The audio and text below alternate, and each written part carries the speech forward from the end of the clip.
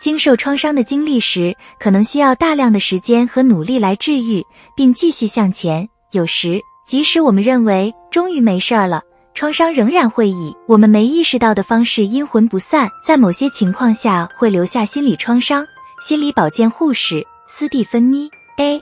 莱特将创伤诱因定义为任何能让人想起过去创伤的刺激，并引发强烈情感或行为反应，使我们觉得好像再次体验了那个创伤事件。这些诱因对每个人来说都是独一无二的，可能并不总是很容易识别。莱特说，这支影片就来说说，按照专家的观点，创伤被触发了的5个有心理学支持的迹象。侵入性思维。根据认知行为治疗师塞斯 ·J. 吉拉汉博士的说法，有创伤的人通常会有侵入性思维，大多数情况下，这些想法与创伤的记忆有关。他们会积极试图从他们的脑海中屏蔽这些记忆，只是因为它会一次又一次地回来，在脑海中像循环播放一样。有侵入性思维会让人心烦意乱，但这也是潜意识在寻求帮助来修复未愈合的创伤。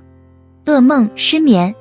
创伤被触发的另一个迹象是有了睡眠障碍，不是失眠就是做噩梦。这是因为噩梦是大脑试图告诉我们的另外一种方式。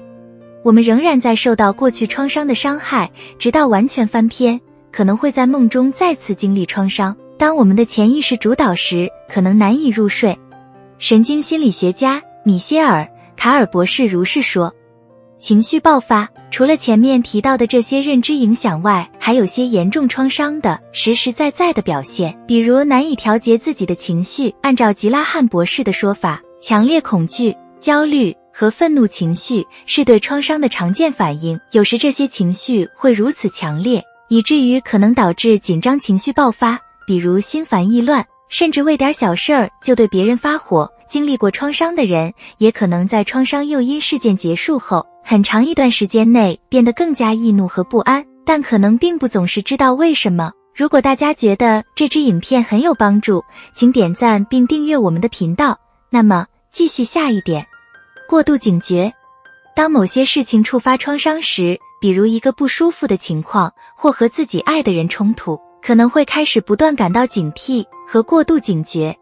专门研究焦虑和创伤后应激障碍的心理学教授、临床研究员马修·图尔博士说，我们可能会发现很难放松，变得更加警惕和觉察周围的环境，避免任何让我们感到哪怕是一点点威胁或不安的事情。有时，这甚至可能表现为手掌出汗、心跳加速、紧咬下巴和肌肉紧张等身体症状。根据医生的说法，这是因为想避免再次受伤，也不想猝不及防，因为创伤让我们不信任自己和周围的人，把世界看作危险的地方。内疚和自我厌恶。吉拉汉博士说，在经历了创伤性事件后，感到内疚是很常见的。许多人经常会问自己，他们是不是本可以做更多的事情来避免这种情况。但是专注于这些想法，过多思考负面情绪，会让我们觉得自己软弱、不够格，并为我们所经历的一切责怪自己。这就是为什么创伤的受害者有时会患上抑郁症。吉拉汉博士解释说，